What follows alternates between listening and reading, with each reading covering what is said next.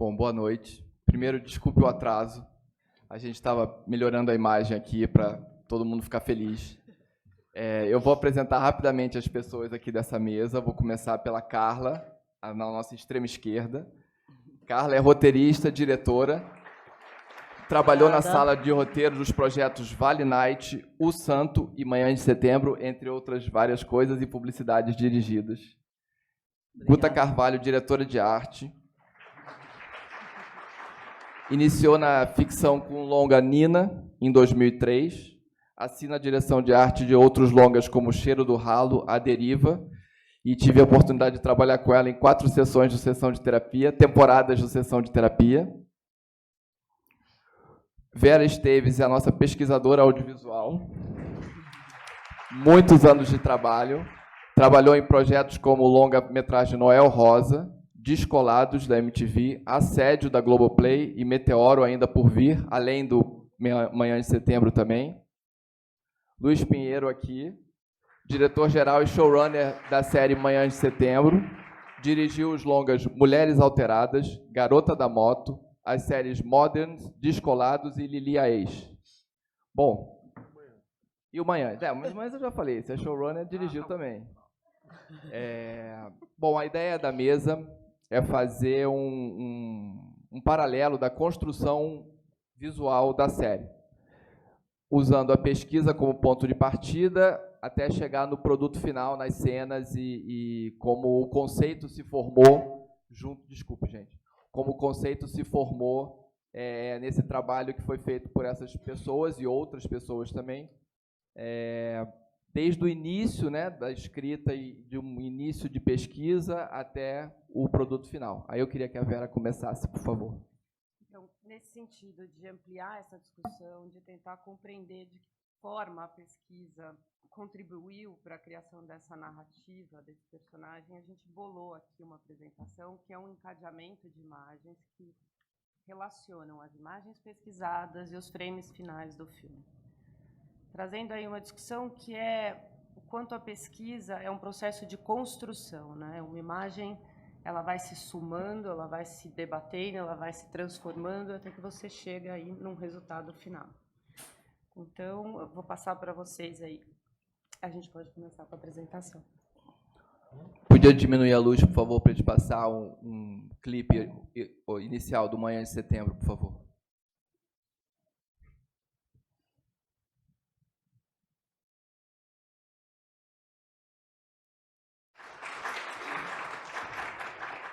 Bom, a série Manhã de Setembro conta a história da Cassandra, que é uma mulher trans, que descobre que tem um filho, né? Essa cena fala tudo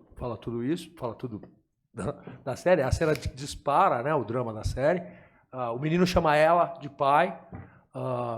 E a gente, buscando como construir essa narrativa de maneira visual também, buscando como afunilar a pesquisa em conceitos que são até meio ingênuos, eu falo, os conceitos que a gente acha visualmente, para colidir e selecionar referências e colidir com a ideia que a gente tem na frente, para criar algo novo e significativo iconograficamente, que as imagens contem um pouco da história. Então, a gente pensou em vários conceitos que vão... que depois do pedido para a pesquisa, eles vão se fazendo e vão ajudando a gente a selecionar, né? A gente vai tirando, isso não é a gente, não é a gente, não é a gente, o que sobra é a gente, né? Mais ou menos assim. Então, uma das primeiras coisas que a gente pensou, vindo da pesquisa, são das coisas embrulhadas, os prédios embrulhados que estão em construção. Então, tem um conceito ligado a isso, que a coisa é uma coisa, depois ela se embrulha. Foi lá, Vera. Eu tô sem... Acho que a gente pode voltar à apresentação. Volta que a gente tem algumas... Então, aqui é a que a gente chamou de síntese, que são as imagens que a gente considerou que são pilares, assim, são imagens que, diante de tudo que foi apresentado e que foi discutido, são imagens que se tornaram, de alguma forma, uma síntese de conceitos visuais, um vocabulário sobre a história desse personagem, né? Podia voltar aquela luz um pouquinho mais baixa? De uma certa maneira, elas representam uma subjetividade da imagem, do papel. Opa, Imagem falada que vira imagem escrita, né? A imagem do roteiro que vira imagem, é isso.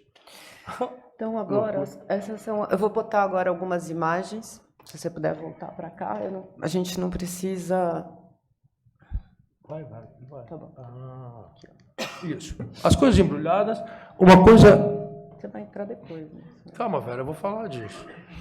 Uma coisa, ela é uma coisa, você embrulha ela se torna outra quando você desembrulha. Vai, Vera. Os reflexos, duas realidades que se sobrepõem em um reflexo. A gente está falando de uma personagem principal que é uma mulher trans, então esses conceitos podem parecer ingênuos, mas esses conceitos eles nos norteiam a pesquisa e nos norteiam a postura cinematográfica. Vai. O claro e o escuro, sabe? Você vê muito nessa cena que a gente mostrou também, que a gente usa muito do contraste para contar essa história. Vai mais uma. Os mundos que se encostam, sabe? Muitas vezes as imagens são divididas, os nossos planos gerais, as imagens são divididas exatamente no meio. Parece dois mundos que se encostam, parece dois polos diferentes que se tocam, que se encostam. Ao mesmo tempo, o mundo dividido que a gente pensa, a divisão entre ela e o menino, a divisão entre ela, o que ela quer ser e o que a vida apresenta para ela. Né? Uhum. Isso. Aí, os mundos divididos com o reflexo, isso acontece muito para a gente também. Então, a gente cria conceitos para agrupar e para colidir mesmo essas imagens da pesquisa com os conceitos da série, e a gente tem um norte de posicionamento, de postura. Né? Eu falei muito. Você tinha uma coisa que você tinha falado que era boa quando a gente conversou antes, que era que no momento do roteiro você não tem imagem nenhuma, né? Você só tem o roteiro, né?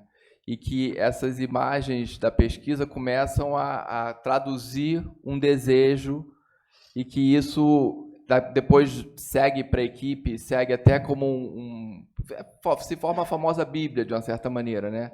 Visual daquele trabalho. Né? É muito louco, a série foi toda rodada no Uruguai, em Montevidéu, retratando o centro de São Paulo, né? Então, isso... Teve um momento, a gente estava pronto para filmar aqui, e a gente já tinha visitado locações, a gente já estava com a pesquisa montada, com os conceitos montados, com tudo montado. De repente veio a pandemia.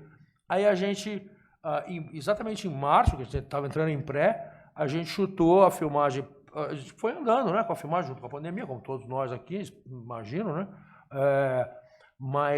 Aí resolvemos filmar no Uruguai. Quando a gente chegou no Uruguai, claro que fez pesquisa de locação, manda imagens para a gente e tal. A gente tinha mais ou menos uma ideia, mas quando a gente chegou no Uruguai para filmar o centro de São Paulo no Uruguai, a pesquisa se aflorou dentro da gente, sabe? Esses conceitos e essas posturas, elas vieram e a gente entendeu como filmar. A gente já sabia como filmar. Em 2 dias, porque no Uruguai você visita as locações muito rapidamente, né? Em 2 dias a gente visitou 26 locações em Montevidéu. No segundo dia a gente falou, nossa, nós sabemos como nós vamos filmar isso, e era exatamente usando os conceitos que a gente tinha pesquisado e que já tinham buscado aqui. Isso ajudou a gente a não interessa muito se a gente está em São Paulo, em Montevidéu, em Caracas ou em Havana, sabe? São Paulo é uma cidade que contém várias cidades, e essa postura cinematográfica de não ter o São Paulo do cartão postal, esses conceitos e esses agrupamentos da pesquisa nos ajudaram muito a nos posicionar para encontrar, né? Os espelhos quebrados, as imagens quebradas dos espelhos também. É uma coisa que ocorre muito na série e vocês vão ver, a gente vai passar por isso também. Né? Aí a gente... Reflexo. É uma ceninha agora. A gente separou um conjunto de imagens que abordam... A gente separou um conjunto de imagens que abordam esse conceito, né? Essa ideia visual. Já vai ficar lindão. Pausa. Escurece, por favor. Ops.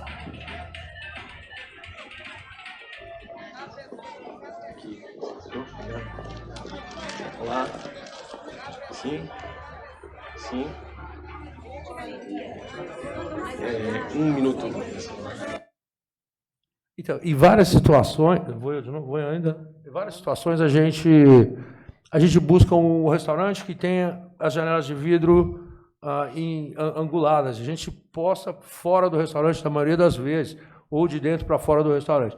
Mas quando a gente posta a gente busca os reflexos na locação, a gente já parte com a postura, já com essa cabeça, para a visita, porque a gente já veio com o conceito amparado pela pesquisa, né? Então, é muito interessante o que isso leva a gente, né? A gente pensa no reflexo, dois mundos que se sobrepõem, e aí a gente vê a imagem dela se sobrepõe à imagem do namorado dela, a gente vê a barreira do reflexo no menino, quando o menino olha para ela e ela deixa o menino, ela vai rejeitar o menino no primeiro momento, e cada passo que ela dá em direção ao menino vai emocionar a gente, né? A tridimensionalidade da personagem é um pouco baseada nisso, né?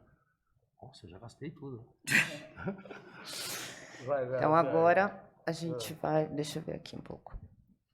O que a gente falou. Aí a gente vai falar sobre a luz, esse conceito de luz e de sombra. Então, de novo, eu vou usar aqui as imagens e um vídeo. Isso, são duas imagens que vieram da pesquisa, né? Imagem e vídeo.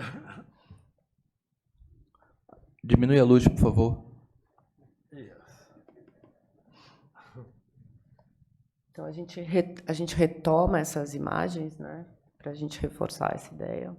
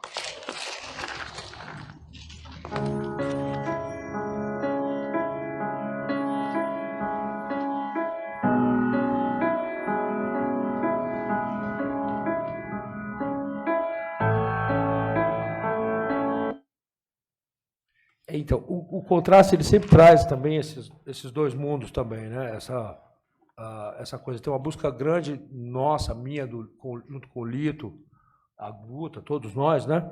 De também a gente tem uma coisa de a gente pensar em não over-iluminar a pele preta também, sabe? A pele preta ela não precisa ser super iluminada, ela pode ser iluminada de uma maneira como a gente ilumina a pele preta, sei lá.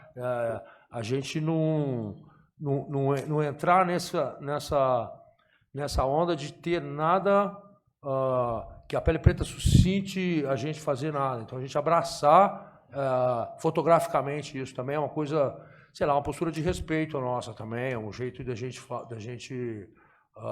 lidar com a iconografia usando o contraste e filmando a pele preta desse jeito. Eu acho bem uma postura de respeito nossa também. Tá?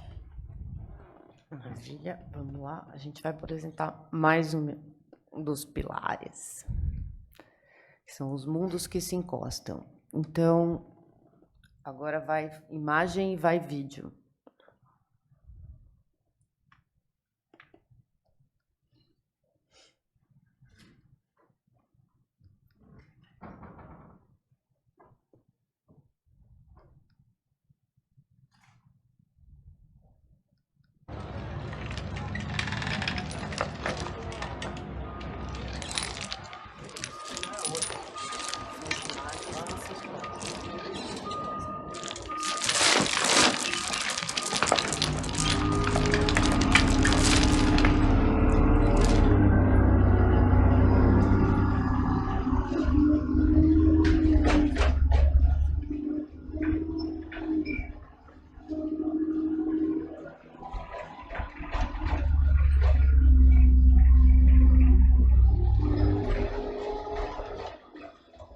Cassandra, tô passada com essa história, viu, meu bem? Você vê que a gente se posta de maneira a luz bater no menino e a luz não bater nela. Esse frame ele exemplifica bem isso. E são mundos que se encostam, mas que representam a distância, de uma certa maneira, das duas personagens também. É um conceito também bem simples, esse negócio de duas coisas diferentes que se encostam produzindo uma terceira coisa, né? Então, desses conceitos simples que se relacionam à nossa personagem, a colisão iconográfica disso vai resultando em postura, sabe? A pesquisa ela dá piso para a gente, dá chão para a gente buscar isso na realidade e buscar um posicionamento de câmera. Então, é muito... você vê que vai imprimindo isso e sucessivamente, através dos episódios da série, você vai identificando planos que se comunicam dessa maneira, que tem essa postura repetida, né? E aí a gente chega perto de uma coisa de formato quando a gente faz isso, né? Tem uma identidade própria, iconográfica, a série, por conta dessa repetição e essa busca por esses conceitos visuais, né? Eu acho que também teve uma coisa legal nesses mundos que se encostam, né, que aparece no roteiro, que a gente percebe que tem uma hora que os personagens estão vivendo, né, esse drama, esse mundo deles, que é pequeno, perante o mundo gigantesco que está ao redor deles, né, que é o centro de São Paulo, são os imigrantes, é a pluralidade. Então, acho que esse conceito dos mundos, eu vejo ele muito no roteiro também, porque a gente tem ali, né, esse drama pequeno, que parece que vai ser engolido por um outro mundo que está ao redor da gente, que parece que não nos enxerga, né? Então, acho que tem esse reflexo muito bonito no roteiro. Muito legal. Agora, deixa eu lembrar aqui. A gente vai para a arte. Uta, você quer passar as imagens? Posso passar? Acende a luz, por favor. Não precisa acender. Ah, não? Então deixa aquela meia boca, por favor. Aquela luz meio... Isso. Bom, antes de passar as imagens, eu queria falar um pouco das imagens que a gente já viu. Falar do prédio, aquela imagem do prédio envolvido no pano azul foi muito interessante, porque isso veio da pesquisa da Vera, e a gente, em campo, fazendo visita de locação, a gente se deparou com isso. Então, existia esse prédio. E aí, quando a gente foi ver o prédio que a gente gostava e que tinha o pano não estava envolvendo o prédio, o pano já estava tão gasto e caído que ele era mais uma cortina, ele estava tentando sustentar um prédio, então ele mostrava uma precariedade daquele centro, daquele lugar que aquela personagem ia morar, e mostrava assim a transitoriedade daquela vida, que sabe, aquele rio que passava, era muito poético aquele tecido. Então a gente pegou aquilo e levou para o Uruguai, colocou no nosso prédio lá. Então eu acho que traz a casa da Cassandra traz essa poesia do tecido azul que escorre pela janela, mostrando assim a vida dela que está passando, que ela está tentando conter naquele prédio que está caindo aos pedaços. Então, isso é uma coisa que veio da pesquisa inicial, a gente encontrou na vida real e transpôs para a nossa produção. E também achamos no Uruguai vários prédios que tinham isso, e isso fez parte assim, das passagens da série. Então, acho que foi uma coisa bem interessante de ver como que acontece, né, desde o começo. Assim, essa construção. A construção. Outra coisa que também a gente já viu e falou é sobre os reflexos, né? Então, através do que a gente viu nas primeiras imagens da Vera, a gente se interessou por esses reflexos e na direção de arte a gente trouxe espelhos, vidros, tudo que pudesse refletir esses personagens, mas de uma forma distorcida, fragmentada, manchada. Então, os espelhos eram manchados, os vidros fragmentados, mostrando uma outra personagem que não aquela que a própria personagem queria mostrar, aquilo que estava oculto, sabe? O que poderia trazer, o que trazia e que não era para ser visto. Então, assim, tem sempre esse reflexo, que é o que está além das imagens, né? Além das palavras também. Então, a gente trouxe isso também na série inteira. Então, é uma coisa que eu acho que foi bem legal. E Sobre a pesquisa de arte, né? Porque a gente tem uma primeira pesquisa que vem lá do roteiro, aí chega a gente, o departamento de arte começando a trabalhar. Então, existe uma pesquisa de arte dentro do departamento de arte. E a gente pesquisa fotos de todos os lugares possíveis. E tem as nossas fotos também de locações reais, né? Então, essa busca de... existe uma junção de imagens do real com imagens encontradas de fotógrafos assim, que pode ser do mundo inteiro, imagens que servem do mundo inteiro. Então, nesse projeto em especial, que a gente estava buscando uma coisa bruta de São Paulo, né, aquela coisa endurecida, a gente tinha as imagens do real, do que a gente encontrava em loco, das nossas fotos, através de um olhar que a gente tinha que trazer uma beleza encontrada nessas situações de endurecimento da vida, né? Então, como que a gente olha para isso? Onde a gente enxerga beleza e poesia e prazer nesse mundo, né? Então, essa mistura que a gente acha das fotos reais com as fotos de fotógrafos, eu vou passar aqui para a gente ver. Então, essa aqui é foto...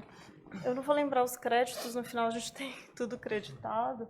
Tem coisa que é nossa, tem coisa que são de fotógrafos. Vamos apagar a luz para você passar ou não precisa? Não sei, gente, vocês estão vendo bem? Vocês estão então, vendo? Acho que tá de boa. Então, assim, são fotos do que existe, né? Então, isso tudo foi transportado para a série de alguma forma. Então, são fotos reais, né? De locações reais, que você vai lá, então... Que olhar que você vai dar para isso? Onde que você está extraindo o sentimento, a poesia, o que está por trás do personagem, através de coisas tão pesadas, né? E a gente vai se apaixonando pelos elementos, né? A gente vai se apaixonando pelos elementos que a gente se depara na pesquisa também e vai trazendo esses elementos para o filme. Não sei, às vezes é uma toalha de plástico florida, às vezes é sei lá, o azulejo entra, né? Errado que está colado. Mas essa busca pela realidade é muito, muito louco como a gente vai se agarrando, né, Guta? Vai se agarrando nisso e vai transformando isso, assim, as cores, né? Que cores que você vai trazer, o que aquela cor transmite de sentimento junto, a luz como entra, como reflete. Então, são fotos simples que trazem muita emoção, eu acho, sabe? Junto. Isso aí a gente viu na rua, sabe? Isso está lá na série. Aí já entram fotógrafos, isso é leste europeu, assim, que poderia ser Brasil. Várias do leste europeu.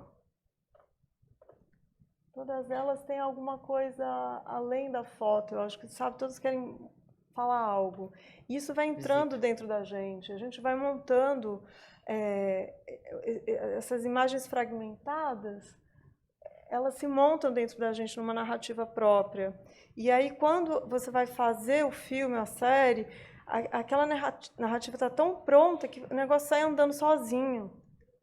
Eu tenho a impressão que é como se criasse um vocabulário, né? Um vocabulário visual que vai se tornando uma soma de imagens que formam a ideia, né? E às vezes é um recorte, um olhar, uma cor, uma luz, e aquilo tudo vai se transformando em narrativa interna. E quando você conversa com a equipe, todo mundo vai olhando as mesmas imagens, aquela narrativa se torna única, como se estivesse dentro de cada um de nós.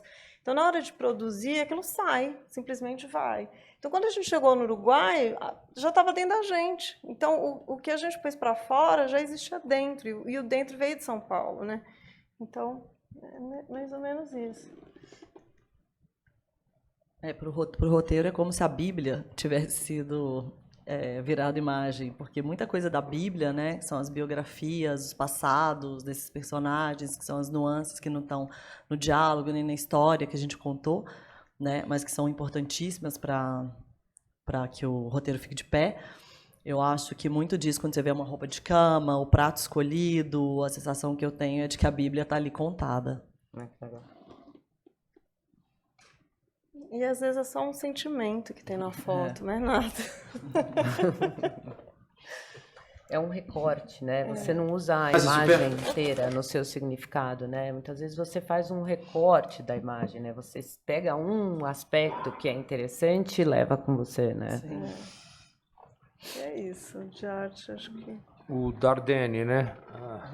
É lindo, vai. A gente fala dos irmãos Dardenne o tempo todo, por mais que eles estão sendo atacados agora por esse filme que está em Cannes lá agora.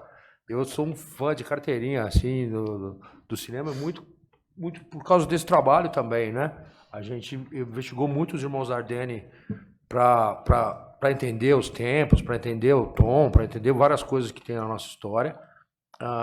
Especificamente, esse filme do menino da bicicleta, do garoto da bicicleta, ele traz esse menino que vai de encontro ao pai e que ele parte atrás do pai, ele não desiste do pai. Essa cena é muito forte no filme, muito forte pra gente também.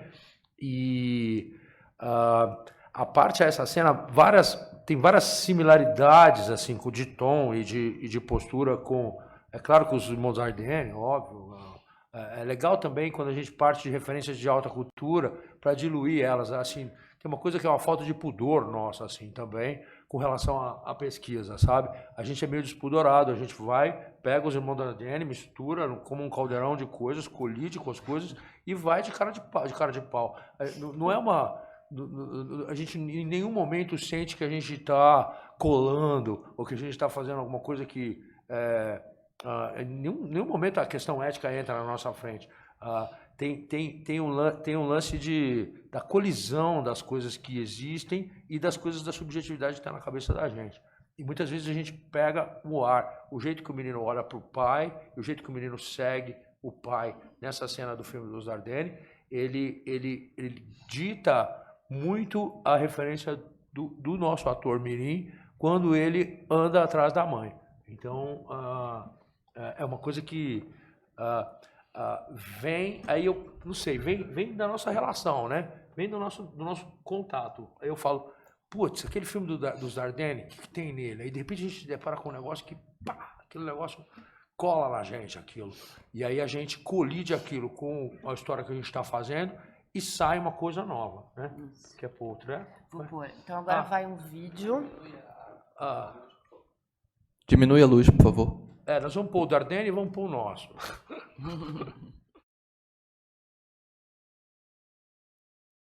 Essa pesquisa, né, que a gente está apresentando é uma pesquisa criativa, né, pedida pelo diretor e showrunner, chefiado pela Vera, enfim, uma coisa em conjunto. Mas quando a gente se deparou com a pesquisa, foi muito bom sair da caverna, eu brinquei que sair da caverna do roteiro, né, e ver que muitas coisas que você está fazendo existem retratadas de uma outra maneira, o que é muito, dá um alívio e uma alegria ao mesmo tempo, e entender que é como se validasse, né, todas as ideias que você está ali tanto tempo imbuído com a mesma equipe e tudo mais, de repente você começa a ver, por exemplo, como isso que o Luiz falou, né, dos irmãos Dardenne, desse filme, foi muito, muito bonito ver a cena, né, que já estava escrita e ver ela retratada de uma outra maneira, né. Então, dando sequência a isso, eu vou mostrar também um outro filme. Eu escolhi 2 trechinhos que são de filmes que eu acho que trouxeram para a gente essa qualidade, né? O próximo filme é o Viva, que é um filme que vocês vão ver que o nosso personagem é um personagem que ele tá do Viva, né? No caso, ele acabou de se estabelecer também. Ele tem um apartamento simples que é o que ele consegue ter, mas ele está feliz. E o pai dele chega para ele a família real, e ele vai entrar nesse confronto com a família de afeto, que é a família que ele realmente construiu. Isso é muito parecido com a Cassandra, né, que encontra na família de afeto o grande reconhecimento. Vai, vídeo agora. Diminui a luz, por favor. Jesús, ¿por qué quieres tan lento, amigo? Es intenso. Lindo. Quiero algo para mí, mamá.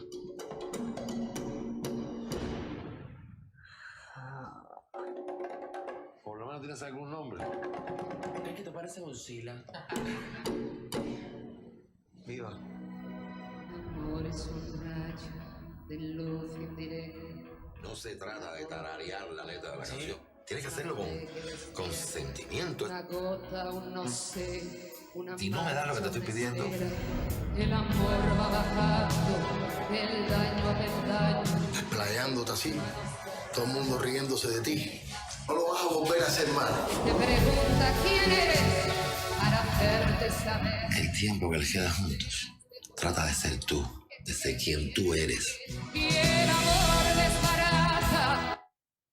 Então, o tom, né, é bem diferente, né, da nossa série, mas é muito legal você ver existem personagens com a mesma busca do seu, né, assim como existem pessoas com buscas iguais em lugares diferentes. O outro trecho que eu trouxe foi o do filme Tangerine, também, que traz uma mulher em busca de uma performance, mas uma performance de show que é a que ela gostaria de ter, né? Intimista para alguns, mas para ela é uma realização.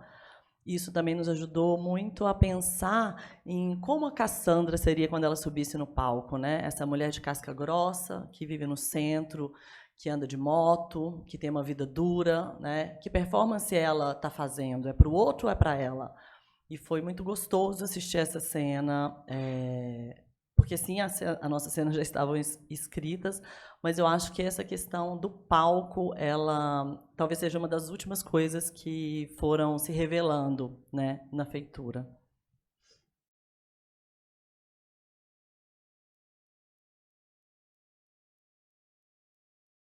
É muito louco como essa performance, que não é uma performance... Porque quando a gente fala performance de uma mulher trans, né? A gente já vai pensar uma performance drag, uma performance glam, uma performance...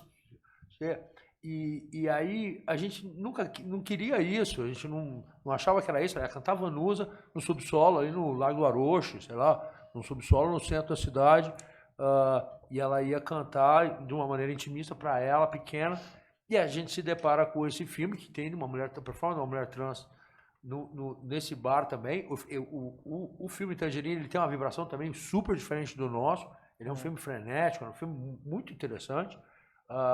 Mas quando chega nesse momento, que é emocionante essa personagem cantando assim, é muito parecido com o nosso jeito, com a nossa abordagem também.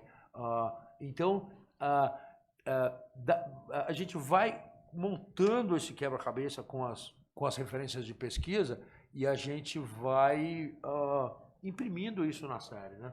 Isso é muito, muito interessante. E esse negócio da tridimensionalidade da personagem, né, Carla, da importância dela manter posição de que ela não é perfeita. É importante a gente ter a coragem de construir uma personagem que é uma mulher preta e trans e que não é perfeita e que vai em busca da felicidade dela e que rejeita o menino. Aí cada passo que ela dá para o menino a gente se emociona. Então é interessante pra caramba a busca e o tom que a gente encontra nisso. Essa colisão dessas várias referências nos ajuda a chegar muito perto desse tom. Legal. Sim, eu acho que é isso. O que mais? Agora a gente vai... A gente vai para aquele outro vídeo. A gente vai agora para um vídeo... Eu acho que esse vídeo é um vídeo que resume bastante, né? Resume não, ele coloca, né? Tem em si tudo o que a gente disse aqui, né? Eu acho que é um vídeo representativo, assim, é uma apresentação da Cassandra, né? Eu acho que depois de tudo que você falou, ele vai vir a contribuir, assim, do quem é a Cassandra e de que forma ela foi. Então, eu vou passar mais um vídeo. Pode passar.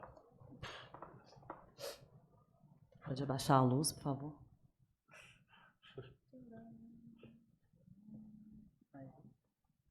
Então, eu não posso deixar de falar da Dainara Toffoli, que foi minha parceira, diretora, que dirigiu esse episódio, essas cenas aí.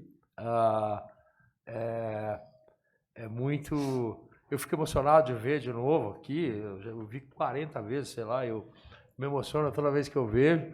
É tão interessante quando...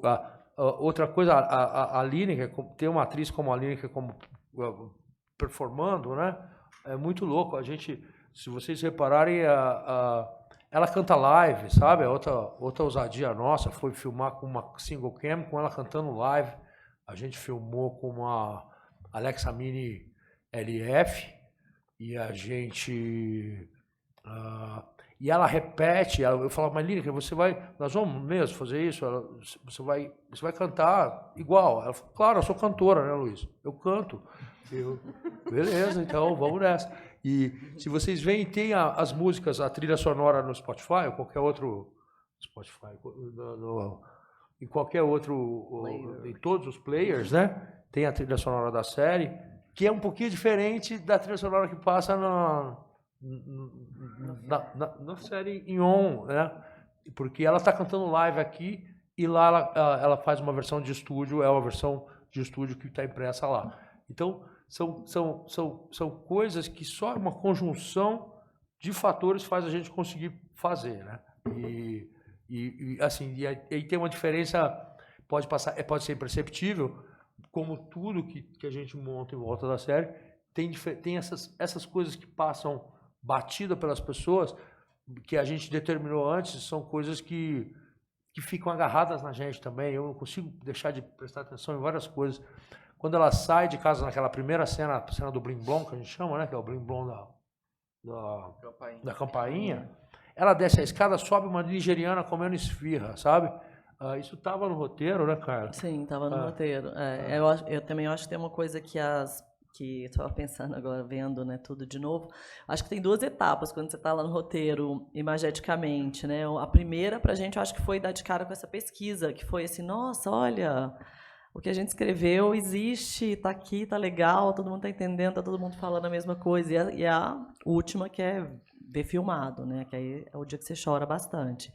Mas eu acho que ver retratado o centro de São Paulo como personagens e não como cartões postais, acho que veio muito... Tá tudo descrito no roteiro, mas ver isso e andar, né? A gente teve uma coisa que foi muito legal nesse projeto, que os roteiristas, Luiz convidou os roteiristas para a gente ir junto com a Guta e todo mundo fazer uma visita de locação com essa pesquisa em mãos.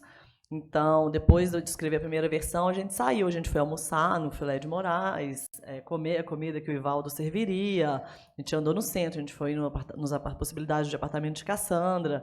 Então, isso foi uma pesquisa que eu sei que não é todo projeto que é assim, mas foi incrível, assim, foi muito legal. E aí, tudo bem que depois foi filmado lá no Uruguai, mas a gente já tinha escrito e eles puderam levar tudo isso junto, dentro do roteiro, acho.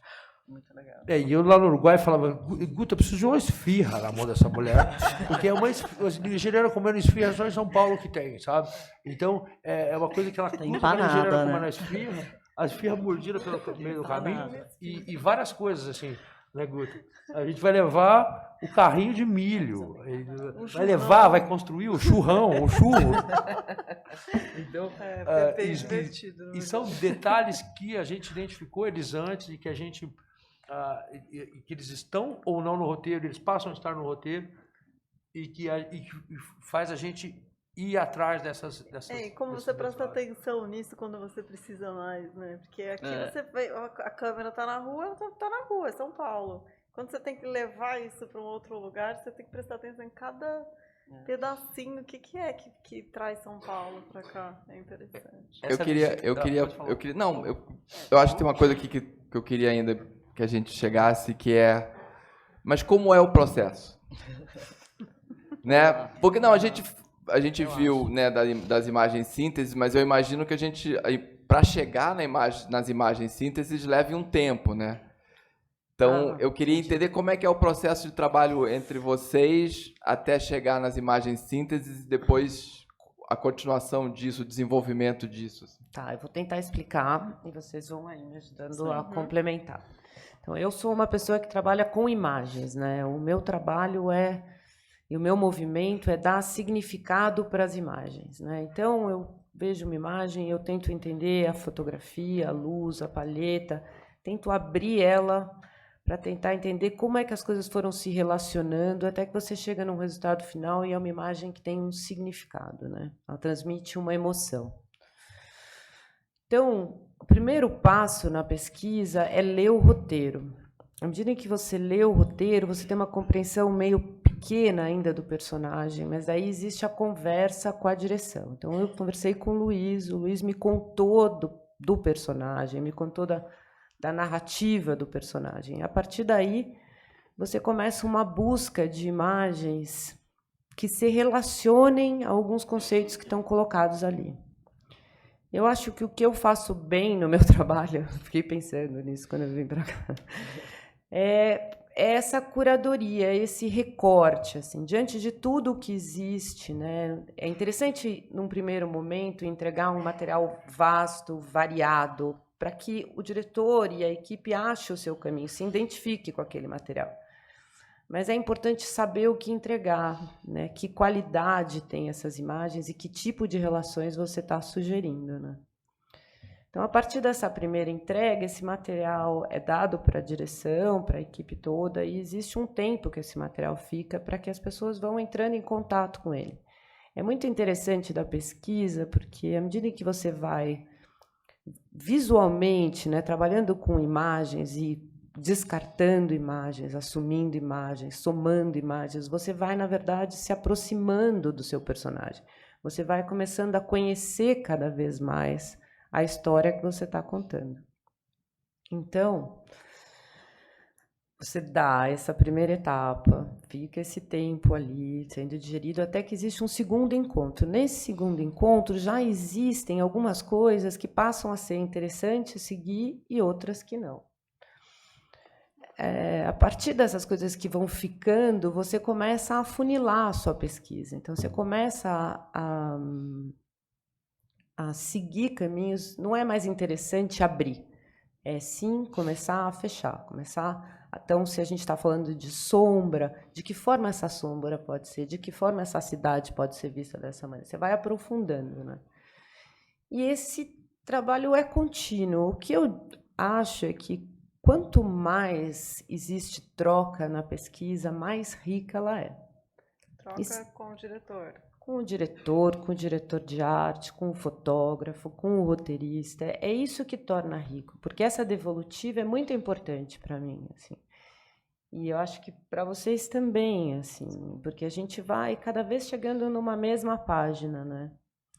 Eu acho, por exemplo, que o tratamento, o dossiê, a Bíblia, ele é uma coletânea de imagens que, de alguma forma, se transforma num material visual que é passado para toda a equipe, né? E a partir desse compartilhar de imagens, né, as pessoas podem criar em cima, complementar, é como se começasse um alinhamento que vai crescer muito mais do que a pesquisa, né? Eu tenho essa impressão, assim.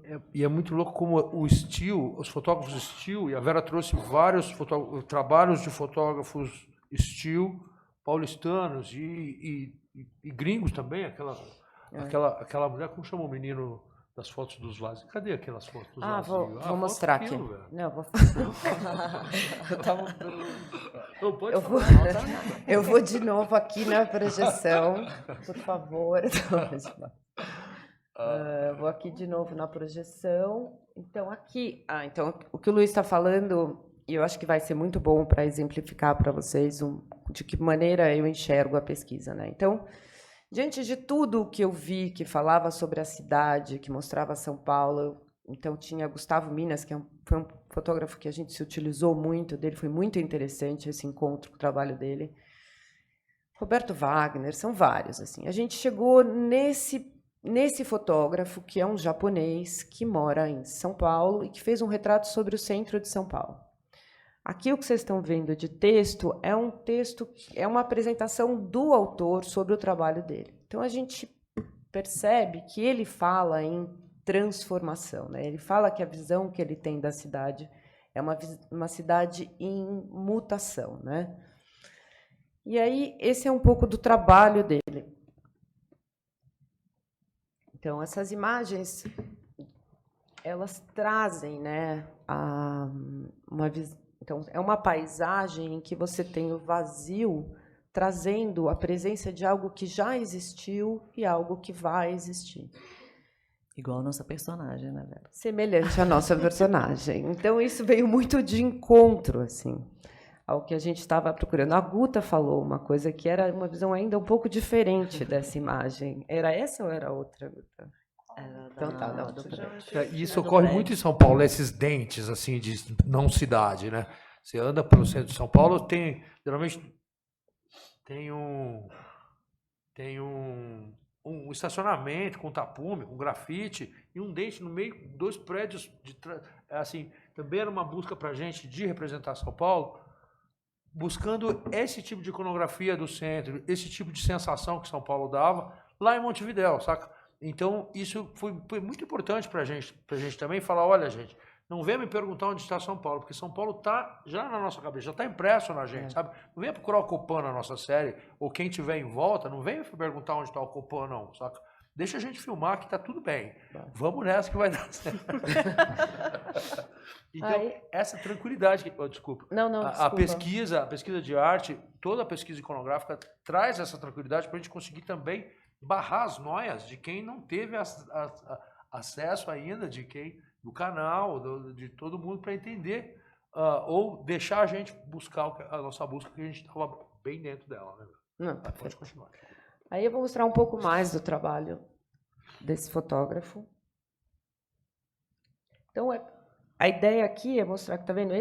São algumas imagens que faziam parte desse projeto específico desse fotógrafo. Então, veja aqui, ele traz. Essa é uma imagem também que foi muito emblemática, assim, que ela trazia essa questão do revestido, né? O que tem por detrás desse prédio? Né? Quão interessante é imaginar um prédio revestido, né, que está em transformação também, que está em obra, e o que existe por detrás, né? Bom, diante desse universo todo que esse fotógrafo trouxe, a gente chegou nessa imagem.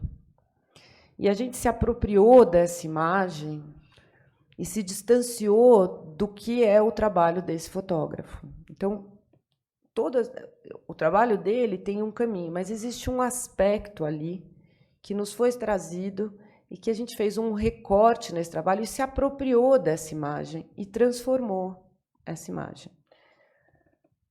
Então, aqui são imagens da pesquisa de locação. Isso vai muito de encontro ao que a Guta já falou, né, Guta? Mas eu achei interessante trazer para tentar exemplificar, claro, assim, essa construção. Então, aqui é uma pesquisa de locação e você vê que é um prédio revestido, mas veja como ele está sendo representado de uma forma completamente diferente do que a gente viu naquela primeira imagem. Essas são as construções. É aquela coisa da transitoriedade que a Guta estava falando, né? Tipo, parece um rio que passa e... é muito louco. Essa imagem parece muito com a nossa fachada lá do Uruguai também. É igual essa aqui em São Paulo. Aí tinha o prédio embrulhado em São Paulo. E é um trabalho de um outro fotógrafo, né? Que vai de encontro, coisas que é muito interessante. Né? E a gente achava, esse prédio existe, né? Esse prédio, o próximo prédio era na nossa locação aqui em São Paulo. Aí a gente vai para o Uruguai, acha um prédio lá no Uruguai e eu falo, Guta, agora embrulha aí. E realmente ela faz, né? Ela vai. E né? nem era embrulhar mais, né? Era escorrer e era tentar conter algo que não tinha mais contenção. Interessante. Né? Acho que é isso. Passa na janela aquele rio escorrendo. Parece que segura, né? O negócio segura a integridade do prédio. Né? Assim, só que não, né? E aí tem essa imagem também que eu acho super bonita, que ela traz uma outra ideia, né? Que é a transparência, uma coisa que você não via lá atrás, e aqui já tem um outro conceito, que é o ver através, né? Que tem muito a ver com... E na imagem lá inicial do fotógrafo, ela está completamente opaca, né? E tem muito a ver com esse desvendar do personagem, né? Tem muito a ver com essa transformação que a Cassandra passa, né? E aí a gente tem um frame final do filme, apenas para dizer que a gente... A Cassandra está protegida. Você vê que tem um mundo desculpa. Tem um mundo dividido, tem a coisa embrulhada, falta só um reflexo ali, ele tem tudo nesse frame, né? Quase tudo nesse frame. Então, é um pouco isso. Eu acho que respondeu, Rodrigo, acho que contou um pouco, né, do que é o trabalho. Sim, e você diria que além de 1, 2, 3, qual é o período, assim, só para entender um pouco, assim, no caso do Manhã de Setembro, assim, desde o primeiro contato com você até... A Manhã de Setembro foi muito interessante, acho que foi por isso que possibilitou todas essas trocas, porque eu entrei no início do projeto, né? Existia uma versão do roteiro aprovada, mas ela também passou por transformações, e existia esse interesse de fornecer material para todo mundo, né? Então tinha filme para discutir o roteiro, eu fui me apanhando em muitas coisas, assim. Então, teve esse primeiro projeto, foram 10 dias, até que eu fiz uma primeira entrega. Teve esse tempo aí de gestão de todo mundo, de ver, de entender. E teve um lance da pandemia, né? A gente teve a pandemia no meio, que possibilitou a gente ficar Isso foi muito bom para aquilo vocês, e né? trabalhando em uma software gigantesca que a gente não tem essa opção. Então, isso foi sendo Dropbox depurado. gigantesco. Um Dropbox que só foi enchendo. Você vai só depurando, né? Eu sou a rainha do Dropbox, né? Então, realmente, você vai somando e vai fazendo. E tem uma coisa interessante que eu acho que é importante também, é que nesses encontros eu geralmente faço um apontamento de coisas que me encantaram durante a pesquisa, coisas que podem não ser levadas adiante, mas que são coisas que para mim foram importantes ter sido encontradas, foram descobertas, né? E que elas seguem ou não seguem. Mas é muito interessante, né?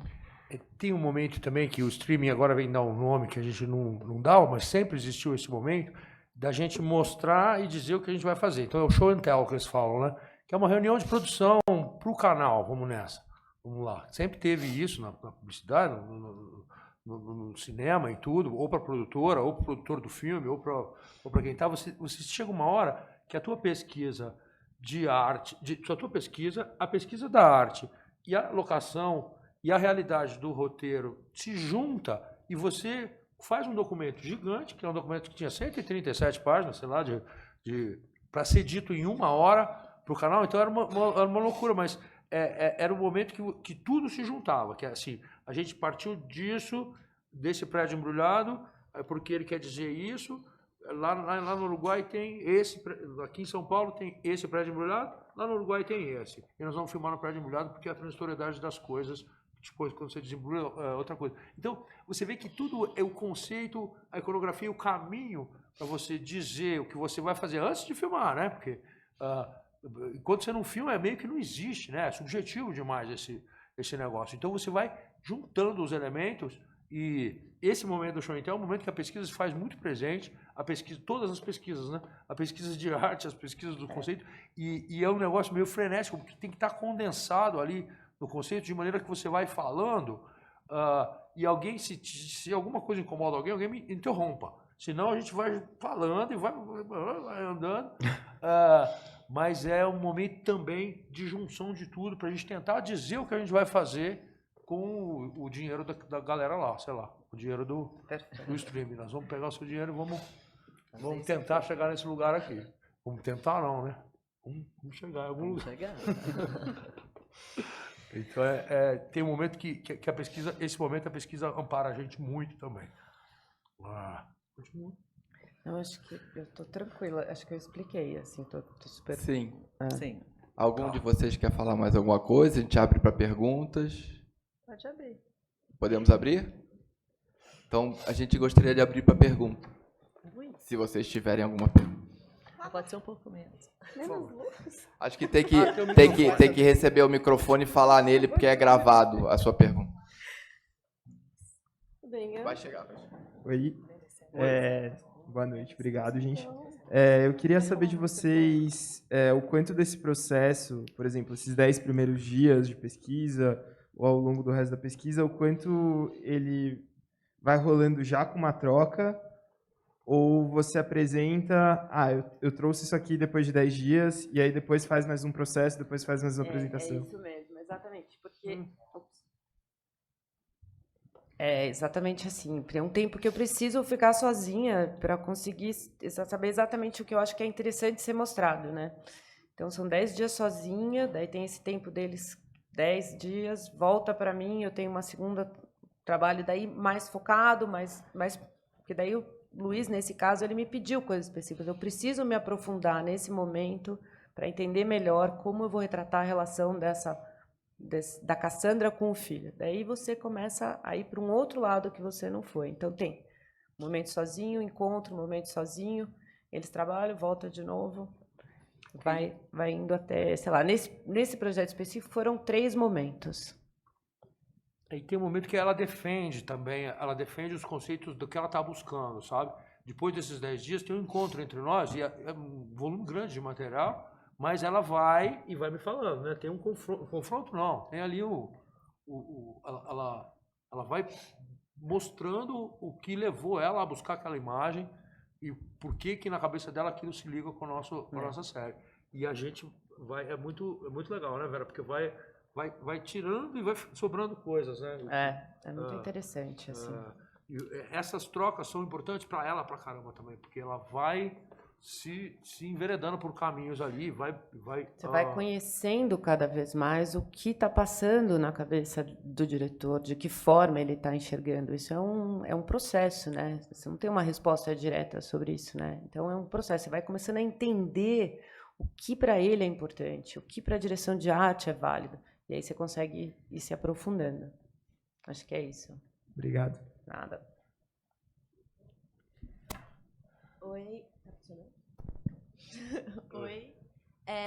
Eu queria saber, acho que mais para a Guta, como foi esse processo de criar uma cidade em outra? Assim, porque, com certeza, foi uma pesquisa incrível, muito extensa, mas aí você chegou lá e falou, bom, e agora como eu recrio isso? Porque ficou muito lindo, assim, deve ter sido... Obrigada.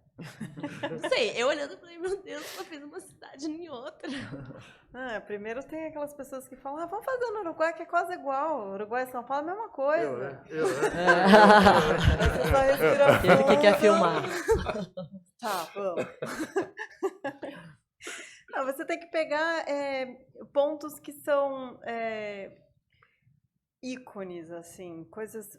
não é o todo, você não vai pegar tudo. Você vai pegar o que teu olhar vai quando você está vendo uma imagem, para onde que vai esse olhar e o que te captura, né? E essa captura do olhar você vai transcrever para o outro. É mais ou menos assim, sabe? Quando você vê as imagens, aí você vê muita imagem de São Paulo. Em vez de olhar para São Paulo, você vê a imagem de São Paulo. Porque é diferente de você ver o lugar e você vê a imagem de um lugar. É totalmente diferente. O teu olhar vai para outros pontos, né? Então, esses pontos que o teu olhar vai é o que você fala, isso aqui é importante. Isso. Aí você pega e tenta transportar isso para o lugar, né? Então, no caso de São Paulo, tudo que eu tiraria em São Paulo, eu coloquei no Uruguai. Então, todas as placas de Zona Azul que a gente odeia, eu enchi de placa de Zona Azul, entendeu? Tudo que é aqui você fala, não quero, é feio, você, então vamos enfeiar, porque São Paulo é sujo, né? São Paulo é uma sujeira não é uma sujeira visual, né? Ela é poluída, né, visualmente. E o Uruguai não é. Então, vamos poluir o Uruguai. Como é que faz isso, né? O que polui? Um monte de vaso de planta no meio da rua, de plástico quebrado. Isso tem no Brasil um monte. Assim, lixo na calçada. Coisas que você jamais imaginou que você prestaria atenção e que você vai ter que colocar em outro lugar que é mais organizado, né? Então, essa poluição visual foi bem importante para fazer as externas. E qualquer elemento que você vê que fala isso não tem em outro lugar. O vaso da Vedacity, o vaso não, as latas de Vedacity, assim, amarelas, sabe, de plástico, a gente quase não repara nelas, mas se você olhar... Tem muito. Vaso feito de vaso, lata ou lixo, de massa corrida. Água no ambulante da rua, tem aquele coisa do Vedacity amarelo. Os pichos, né? Muito picho em São Paulo, as coisas meio mal engembradas. Os semáforos eram amarelos lá no Uruguai, lá encapava todos os semáforos lá, eu ficava louco com esse negócio, falava, não é possível que as pessoas vão olhar isso. É óbvio que vão olhar, o negócio amarelo, né? Nossa, eu falava com o Saulo da Pau, Saulo, pelo amor de Deus, me salva nessa, não tem que acabar semáforo. Tá bom, eu pinto para você. Eu pinto um, você encapa outro, tá bom. Era uma negociação, assim, mas é isso, é onde o teu olhar vai, sabe? Você vê a foto do Uruguai e fala, isso não tem no Brasil, isso não tem no Brasil. Aí você vai limpando de um e colocando de um no outro. É meio por aí, assim. Que legal.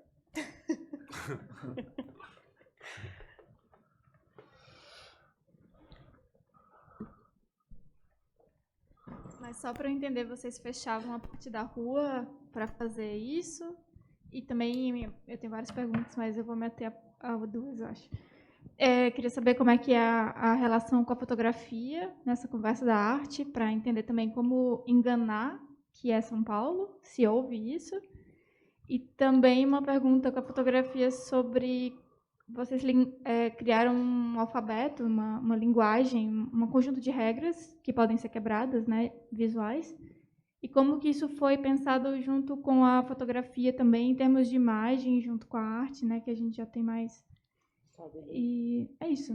Dá um Lito. microfone pro Lito lá, vai. Ou sobe, Lito. tá Vem, Lito. Vem. Você tá O Lito escondido tá aí, meu. disfarçado na plateia. Ele está disfarçado. Mas ele é o nosso fotógrafo Vai, Lito. maravilhoso.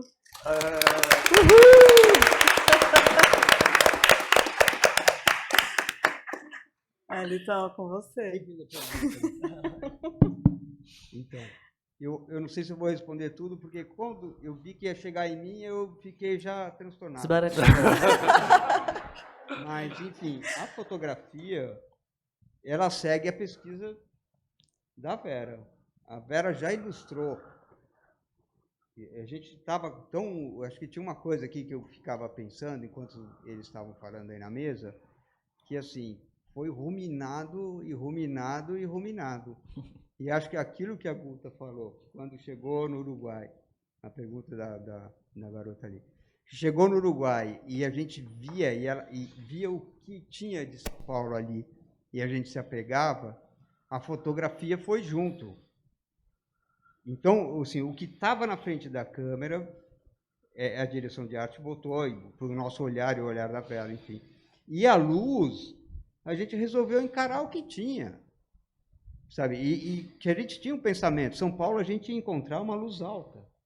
E lá nós tínhamos uma luz baixa, normalmente. E a gente caiu, então, aonde? Na luz e sombra dos prédios.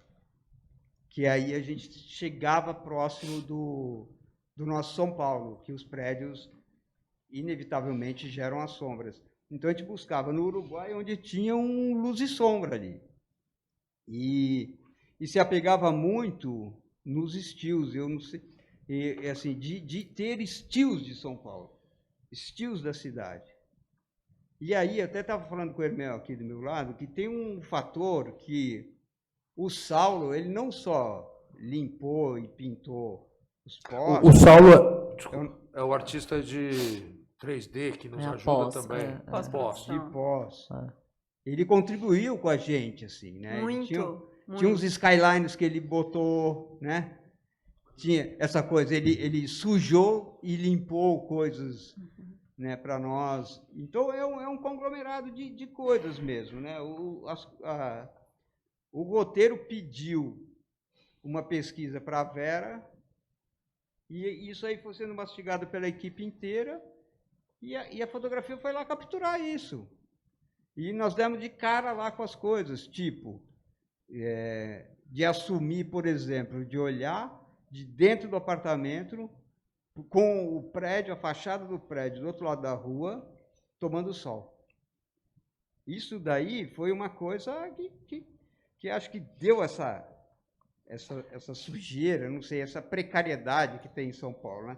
Encaramos o sol lá, quantas vezes?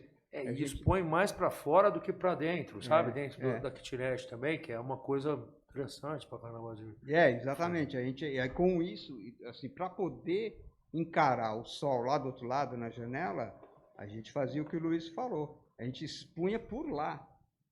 E trabalhava nas baixas e entrava no conceito do claro e escuro, né, das silhuetas, dos dois mundos, o mundo iluminado, o mundo escuro. Então tem como é que se diz? Essa salada aí, né? É uma salada isso aí.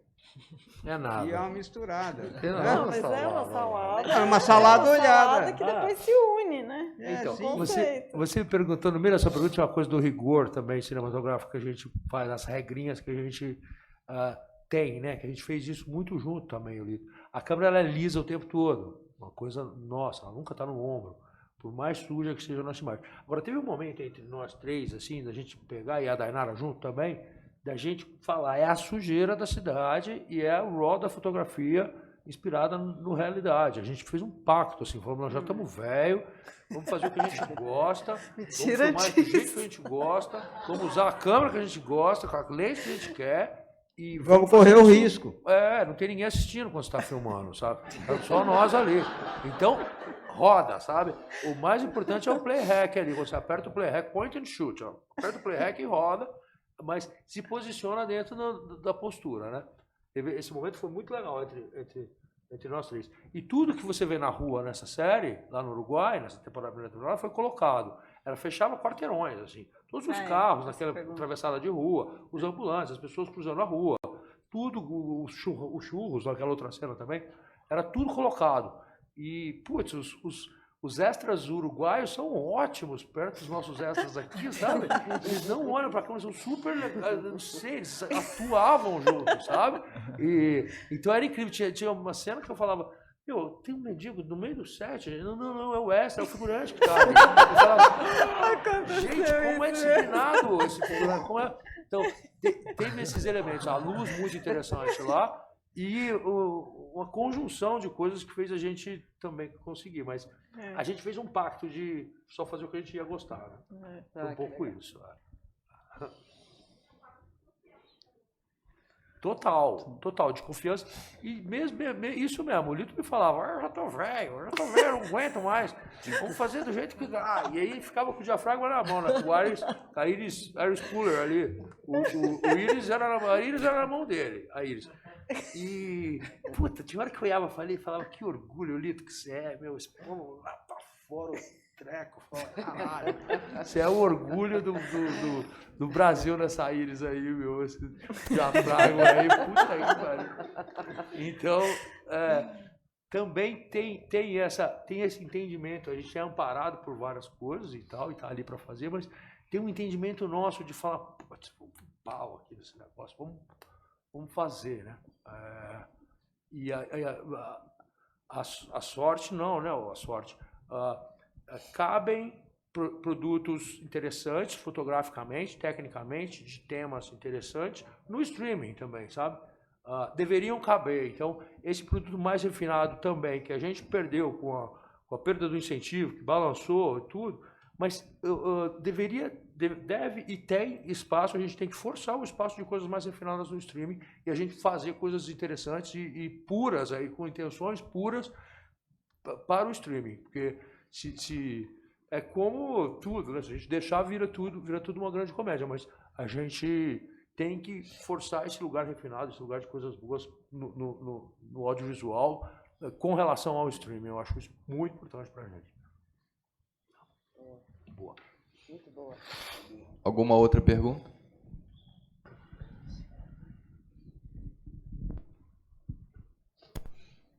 Você quer? Lá atrás, ó. Levanta a mão para ele saber que é você. Tem que ver o Beato ainda, hein? Falando hoje o Afonso Beato, gente. Pelo amor de Deus. Boa noite. Boa noite. Não, Luiz, só indo no que você falou agora dessa escolha de sempre ter a câmera lisa, aproveitar que o Nepirito está aqui, sem câmera na mão, sem câmera no ombro, de onde que veio essa escolha de ter sempre essa câmera mais controlada, lisinha, de onde que veio internamente de vocês? É da nossa troca também, né? A gente, em busca dessa realidade suja, é um posicionamento do Lito também. Ele falou, olha, você vai fazer real, não quer dizer que a câmera tem que estar no ombro, sabe? A primeira coisa, um dos primeiros rigores nossos foi isso. A câmera não é no ombro e a gente é extremamente realista, sabe? Com a imagem. Então, isso também tem um elemento, sei lá, de coragem técnica, de resistência nossa ali, do rigor cinematográfico não sucumbir ao que parece ser um pouco mais comum, mais perto, sabe? O fato da câmera ser no ombro e a busca nossa da realidade seria quase óbvio, sabe? A gente fazer a câmera no ombro. E o Lito se posicionava muito, falava, não, Luiz, não vamos fazer a câmera no ombro, vamos fazer a câmera lisa. Então a gente tem ou a câmera no tripé, ou a câmera no move, operado pelo Leozinho aqui, né? Um touro, esse menino, um touro, segurando aquela câmera,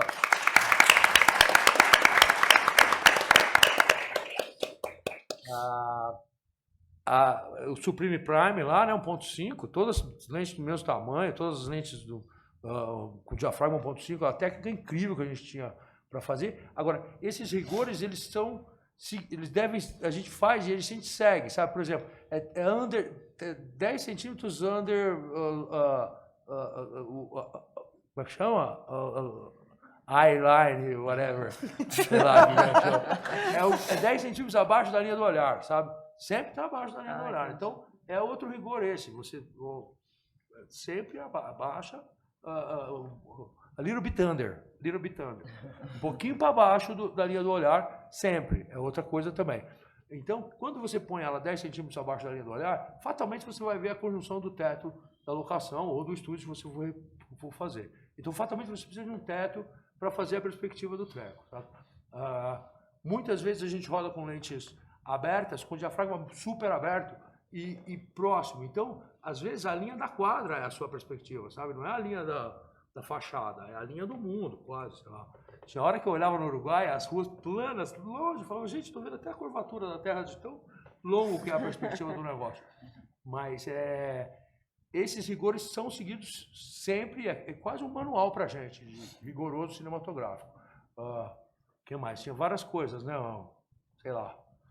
Não me lembro para te listar, mas é super importante fazer realmente uma lista de como seguir, sabe? O rigorosa cinematográfica, postura cinematográfica. E isso passa pela a narrativa virando técnica, né? Passa pela escolha das lentes, pela escolha de como te move a câmera. E essas escolhas, elas se fazem e se repetem. Não dá para fazer isto e aquilo, sabe? A gente faz só isto, sabe? É só isso aqui. E a gente repete isso de uma maneira que também, tecnicamente, tem uma hora que a gente começa até a voar no set, porque todo mundo já sabe mais ou menos o approach que vão ter as cenas. O nosso approach fotográfico, nossa postura cinematográfica, ela é constante, ela é coerente com o que a gente tinha determinado lá atrás. E as ideias que vêm na hora, as coisas lindas que passam na sua frente, deixa elas passarem, sabe? Vamos naquilo que a gente combinou, vamos fazer aquilo que a gente veio atrás aqui, sabe? Geralmente você se arrepende se você com as ideias novas, sabe? Não que a gente está fechado para ouvir as coisas, a gente escuta muito, a gente topa muito, principalmente lidando com cast, com personagens que tiveram a experiência e a vida atravessou aquelas corpas de uma maneira que não atravessou as nossas, né? Então, eu falo muito disso também, que não é só a escuta para a gente conseguir trabalhar com a violência que atravessou um corpo que não foi o seu, para você chegar perto disso, você tem que ter a escuta e a topa. Você tem que topar o que você escutou, e isso acontece ali no set. Agora, esteticamente, tecnicamente, você não transgride muito, não. Tem hora que fala, não põe essa lente aqui não, porque não é... Né? Não põe a 150 não, deixa ela guardada lá. Põe a 65 e agora a 35, rapaz, quem diria 35? A lente dos covardes, ela virou no large format. Não, mas em LF ela não é covarde, não. Não, então, em LF ela bate o bolão, porque tinha uma regra em 35, você não usa nem a 35 nem a 32. Não, você usa a 28, a 29, a 27, você usa a 40. É muito simples, elas são muito fácil, né, fazer com a 35, né? Em 35, olha lá, ele não gostou. Mas em large format, vai, fala, Lito, fala, cadê o... Não, a lente dos covardes. Olha lá, vai lá. 3. Usávamos 3 lentes. A 35? Né? Vai. 35, 65, né, e às vezes a 50. Ficava aí. 50 no chapéu do Ozu. Isso, é o que o Luiz falou de ser rigoroso, né? Assim, estabelecemos uma gramática. Era uma gramática que a gente tinha.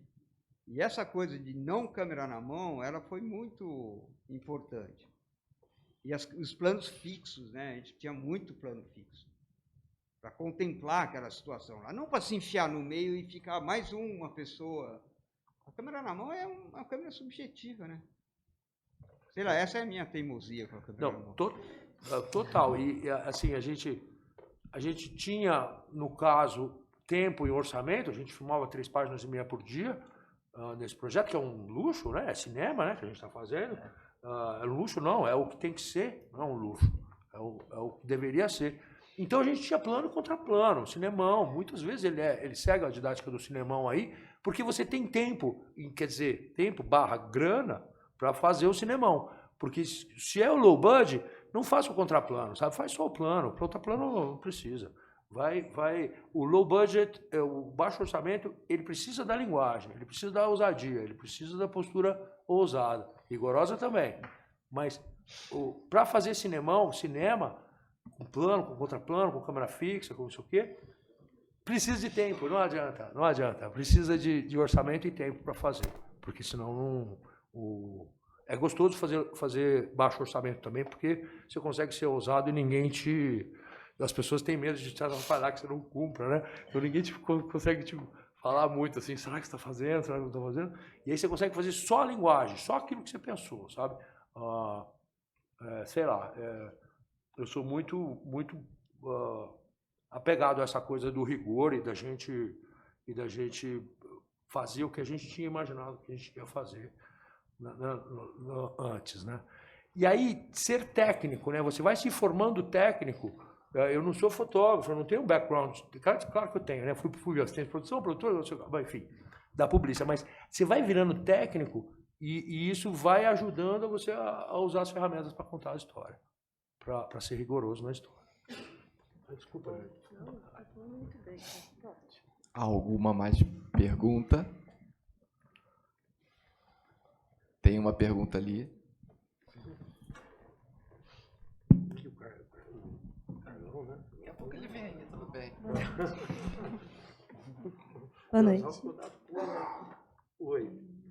Eu queria saber como foi a produção do processo do figurino na série. Se ela veio de São Paulo e foi levado para lá, ou se teve o desafio de representar São Paulo no Uruguai através da roupa, essa diferença da moda local de cada lugar. Teve isso, sim. Muita coisa foi daqui para lá e algumas coisas, poucas, produzidas lá. Então, foi bastante coisa de roupa para o Uruguai, porque a moda é completamente diferente, como você disse. E a gente tinha medo de não achar lá. Na verdade, tinha mais coisas do que se imaginava, mas, assim, para ter certeza, e a gente já foi com as cores, com a jaqueta, que é super importante na série, porque ela é entregadora, né? Então, ela está sempre com a jaqueta. E que jaqueta é essa? Porque vai aparecer o tempo todo atrás da câmera, aquela coisa enorme. Então, foi uma coisa super pensada, foi mandado fazer muitas coisas, muita coisa não foi comprada, foi feita, mas teve isso de levar... Não, é isso. E a pesquisa também, por exemplo, o Viva, esse filme que a Carla mostrou ali, né?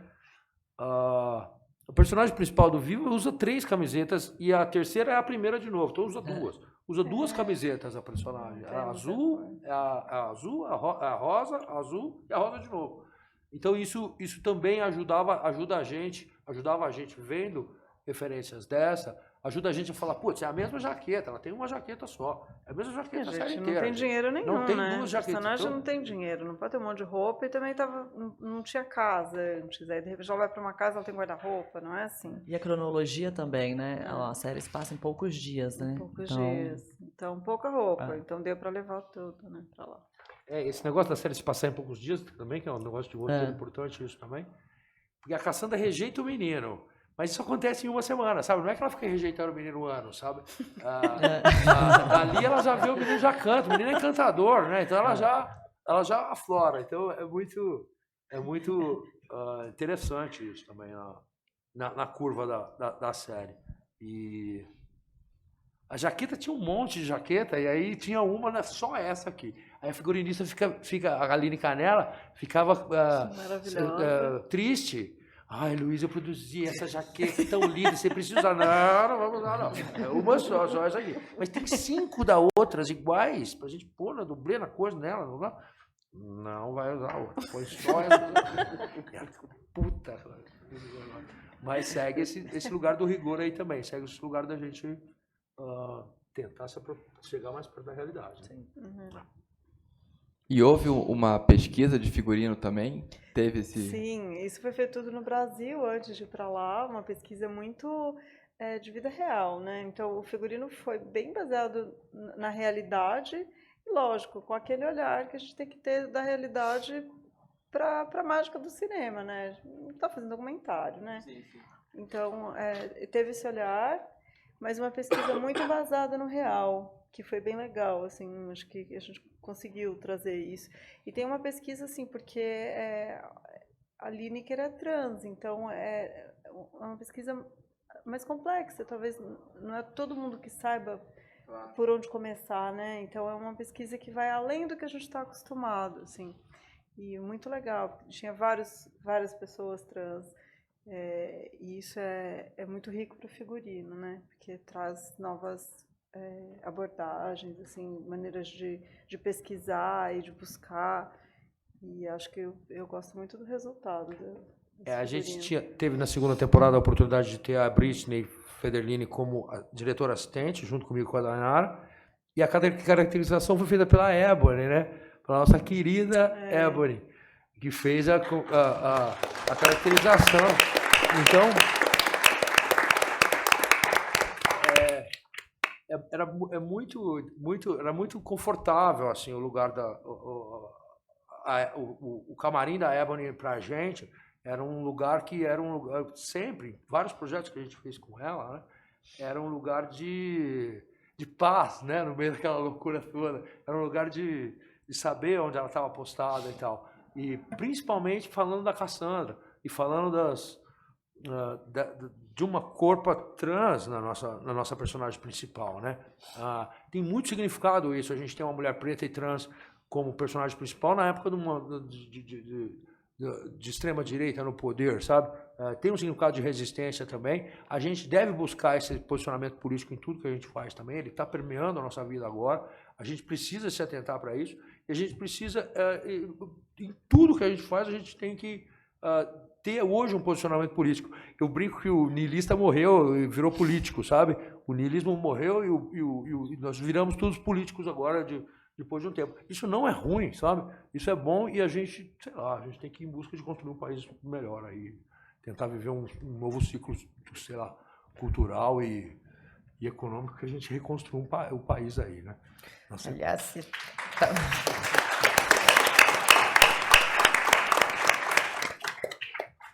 eu só ia complementar a frase do Luiz, dizendo que alegria que é estar na Cinemateca, que emoção que é poder voltar aqui e saber que a Cinemateca está funcionando, ela está viva, que os funcionários estão aqui. Isso acho que é muito importante para a gente, nesse momento. Com certeza.